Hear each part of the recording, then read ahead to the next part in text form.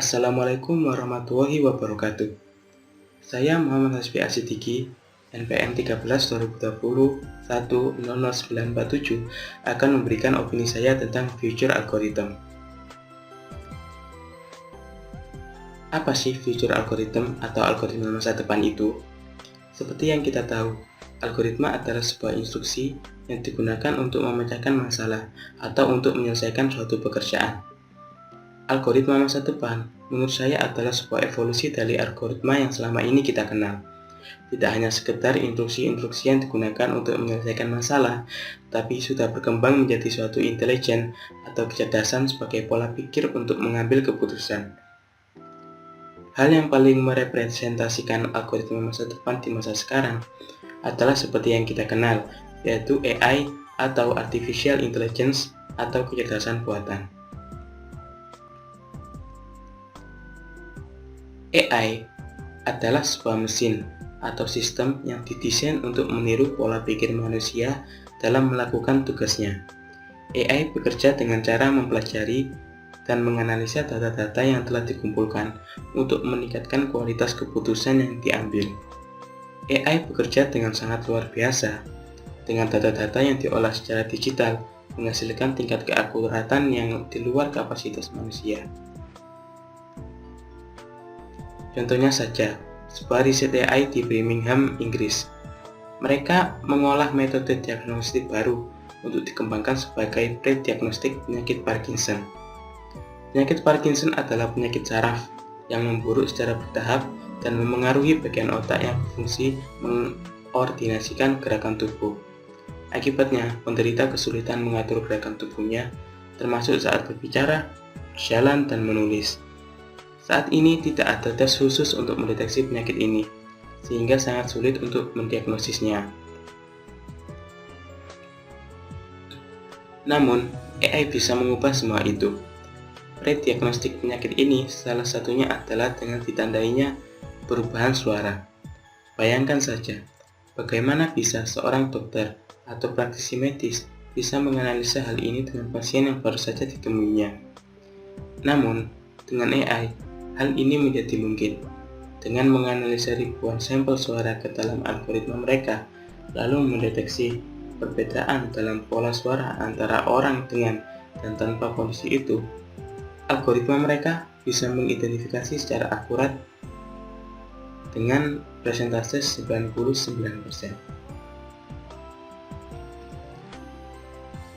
Lalu, masalahnya di mana? Banyak isu-isu yang muncul ketika AI mulai berkembang secara masif seperti di era sekarang. Salah satu isu yang akan saya bahas di sini adalah isu privasi. Seperti yang dijelaskan tadi, AI berkembang dengan dukungan data-data yang dipelajarinya. Semakin banyak data yang dimasukkan, maka dapat menghasilkan tingkat keakuratan yang semakin lebih tinggi. Tidak hanya data-data tentang benda atau objek saja, tapi juga data-data tentang manusia. Bisa saja para pengembang mengumpulkan data melalui aplikasi-aplikasi di ponsel kita. Data-data seperti lagu apa yang sering kita dengar, topik apa yang menjadi interest kita, hingga pada jam berapa kita membuka sosial media dan berapa lama kita membukanya. Hal ini menjadikan kita sebagai bahan untuk mengembangkan AI mereka. Mungkin, menurut kita ini merupakan data-data yang sepele. Tapi bisa saja data-data yang dikumpulkan ini digunakan para pengembang untuk menganalisa psikologis kita untuk kepentingan pengembangan sistem mereka. Sebenarnya hal ini menurut saya bukan hal yang salah atau buruk, tapi tidak ada yang tahu apa yang sebenarnya mereka lakukan dengan data-data ini. Kantor-kantor para pengembang ini sangat tertutup. Di Silicon Valley, kantor-kantor perusahaan AI tidak dibangun dengan gedung-gedung yang megah dan mencolok. Keamanannya sangat ketat dan terbatas. Saya paham, karena mereka bekerja dengan data-data pengguna di dalamnya. Hal ini memang sangat diperlukan. Bahkan malah akan terasa sangat aneh jika sebaliknya. Tapi dalam hal ini, tidak ada badan atau lembaga resmi yang bisa secara langsung mengawasi data-data seperti ini. Badan-badan yang selama ini kita kenal hanyalah mengawasi konten-konten yang ada di platform itu, bukan apa yang akan mereka lakukan dengan data-data ini. Kebocoran data dan hak privasi pengguna mungkin beberapa tahun terakhir mendapatkan perhatian lebih dengan adanya hukum-hukum terkait yang mulai diterapkan.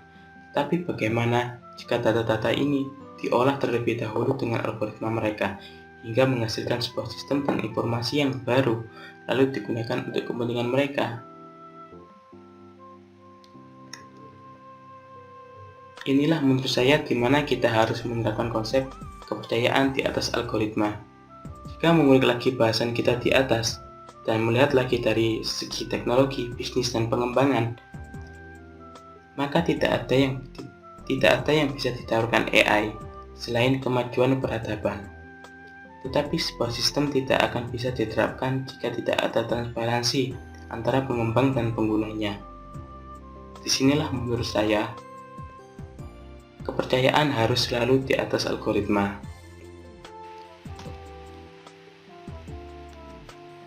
Negara Cina adalah negara yang paling berkembang dalam bidang teknologi beberapa tahun terakhir. Mereka memiliki tujuan untuk menjadi pemimpin global di bidang kecerdasan buatan. Cina menjadi negara yang sangat luar biasa. Hampir semua aspek kehidupan di sana menggunakan konsep serba digital, mulai dari adanya super app, bisnis-bisnis menjadi serba digital seperti restoran, rumah sakit, pelayanan umum, dan lain-lain.